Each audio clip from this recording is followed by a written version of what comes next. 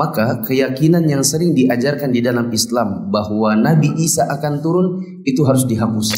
Kalau orang mau berdakwah, maka prinsip dakwah salaf itu adalah menuntut ilmu dulu baru dakwah. Tidak boleh orang tidak punya ilmu kemudian berdakwah. Tidak boleh juga orang yang menuntut ilmu tapi belum pada kapasitas yang cukup, yang direkomendasikan untuk berdakwah lalu dia berdakwah. Seperti, boleh diberi catatan lagi, contohnya ada sebagian orang yang baru taubat langsung dakwah. Kalau baru taubat, maka perbanyak ilmu terlebih dahulu dan rutinkan belajar. Jangan langsung bikin pengajian. Sebagian orang atau sebagian manhaj ada dari mereka, orang-orang yang baru taubat justru disuruh maju, disuruh ceramah, disuruh baca hadis. Sementara yang baru taubat ini tidak bisa membedakan mana hadis yang sahih, mana yang tidak. Belum lagi buku yang dibaca memang dipenuhi dengan hadis-hadis yang tidak sahih. Saudara-saudara kita sesama kaum muslimin, tapi dalam dakwahnya ada kekurangan, yaitu kadang-kadang orang yang baru mengenal Islam, baru bertaubat, disuruh maju baca hadis dan dia tidak bisa membedakan mana hadis yang sahih, mana yang tidak. Belum lagi buku fadhail amal yang dibacakan memang dipenuhi dengan hadis-hadis yang tidak disaring. Contoh yang lain adalah baru taubat dari artis atau bisa dibilang dai mantan artis. Kalau mantan artis, mantan musisi, ya belajar dulu. Jangan langsung pegang mic untuk ceramah. Kata orang Arab, faqidu syai' la yu'ti. Orang yang tidak punya sesuatu tidak bisa memberi sesuatu. Kalau orang tidak punya ilmu, maka tidak boleh mengajar karena belum ada ilmunya.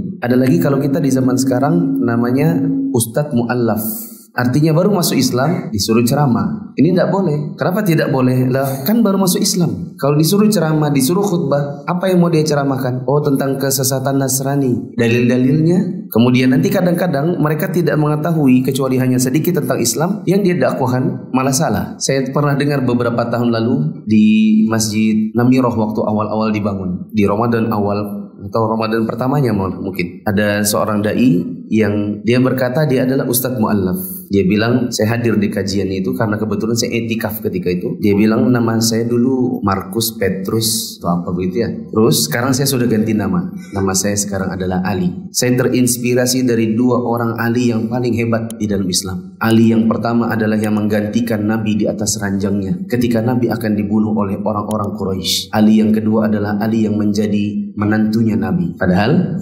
sama. Jadi saya lihat, ya kasihan juga ketika ada orang dijadikan sebagai dai padahal baru masuk Islam. Ada salah seorang dulu mantan biarawati, beliau sangat terkenal apalagi di Jogja sama Jakarta. Cuman sekarang saya sudah jarang dengar namanya. Ya, beliau pernah punya buku, kata beliau dalam bukunya ini, maka keyakinan yang sering diajarkan di dalam Islam bahwa Nabi Isa akan turun itu harus dihapus. Padahal itu akidah yang sudah dijelaskan oleh para ulama dengan dalil-dalil bahwa memang Nabi Isa akan turun. Cuma versinya mantan biarawati ini, dia bilang kalau kita juga Islam meyakini bahwa Nabi Isa akan turun, itu nanti akan membenarkan keyakinan orang Nasrani. Padahal beda. Nabi Isa di dalam Islam akan turun sebagai tetap Nabi, yaitu Nabi Isa. Adapun orang-orang Nasrani, mereka meyakini bahwa Nabi Isa akan turun sebagai penghapus dosa. Nah, ini menunjukkan bahwa kalau baru masuk Islam kemudian disuruh untuk ceramah tanpa mendalami terlebih dahulu ilmu di dalam Islam, maka ini bisa jadi bahaya. Khawatir nanti salah-salah yang diajarkan.